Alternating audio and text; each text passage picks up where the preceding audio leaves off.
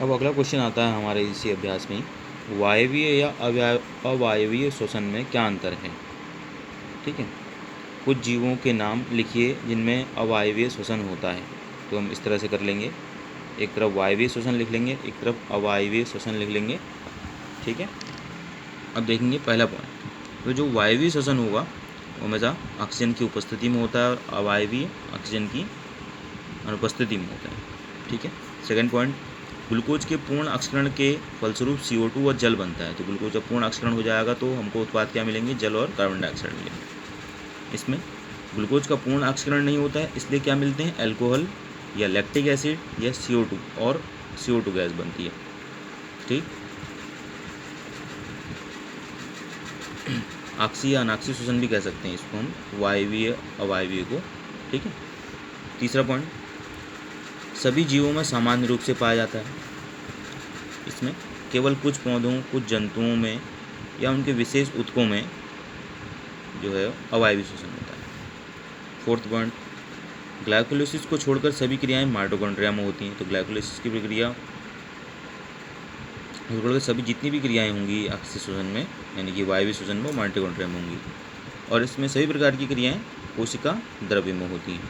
ठीक है, ऊर्जा की काफ़ी मात्रा निर्मुक्त यानी कि 673 किलो कैलोरी प्राप्त होती है और इसमें ऊर्जा की बहुत कम मात्रा यानी कि 21 किलो कैलोरी ऊर्जा उत्पन्न होती है। नेक्स्ट पॉइंट, निर्मुक्त ऊर्जा के अनुबंधन के फलस्वरूप एक अणु ग्लूकोज से 38 अणु या 38 ATP अणु प्राप्त होते हैं। तो एक जब ऊर्जा निर्मुक्त होगी तो उसमें एक अणु ग्लूकोज के ऑक्सीकरण के पश्चात 38 ATP अणु प्राप्त होंगे और इसमें एक अणु ग्लूकोज से केवल 2 ATP अणु प्राप्त होते हैं।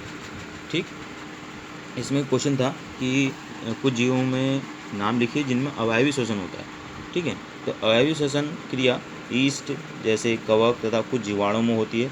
मांसपेशियों में ऑक्सीजन के अभाव में लैक्टिक अम्ल बनता है। ठीक, तो ये अवायवीय श्वसन जिनमें होता है उनके जीवों के हमने नाम लिखे। ठीक है, अब अगला क्वेश्चन आता है हमारा, गैसों के अधिकतम विनिमय के लिए कुपिकाएँ किस प्रकार अभिकल्पित हैं। इससे पहले भी क्वेश्चन आया था, गैसों के अधिकतम के लिए हमारे फेफड़े जो हैं किस प्रकार अभिकल्पित हैं। अब इसमें कुपिकाएँ पूछा है हमसे। तो श्वासनाल फेफड़ों में पहुंचकर शाखाओं तथा उपशाखाओं बढ़ती है। जैसे आपको बताया था मैंने कि जब फेफड़ों में जाती है तो शाखाओं में बढ़ती है, जिनको वाहिकाएँ कहते हैं, और उसके बाद उपशाखाओं बढ़ती है जिन्हें वाहिनिकाएँ कहते हैं। अंतिम शाखाओं को कुपिका नलिका कहते हैं। छोटे छोटे जो उसके बाद जो नलिकाएँ बनती हैं तो उनको क्या कहा जाएगा, कुपिका कहा जाएगा। प्रत्येक कुपिका नलिका 2 या 3 छोटे छोटे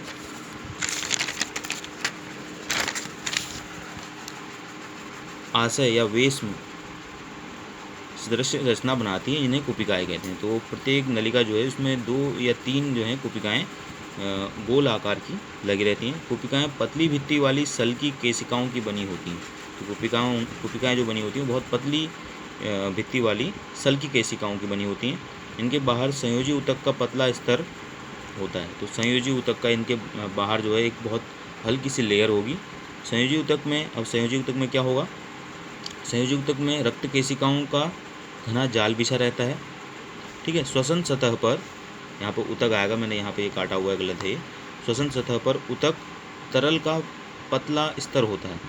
ठीक है, यह केशिकाओं को नम रखता है। कुपिकाओं की रक्त केशिकाएँ एक और फुफ्फुसी धमनियों से तथा दूसरी ओर फुफ्फुसी सिराओं की शाखाओं से संबंधित होती हैं, यानी जुड़ी हुई होती हैं।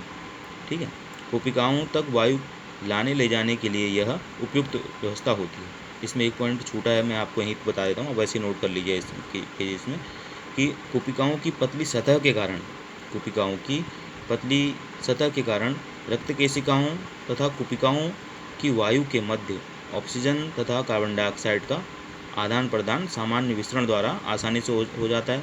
इस कारण से जो कुपिकाएँ होती हैं वो गैसों के आदान प्रदान के लिए जो हैं अधिकतम उपयोगी होती हैं। ठीक है, ये पॉइंट नीचे से नोट कर लीजिएगा, जो मैंने बोला है यहाँ पर लिखा नहीं है मैंने।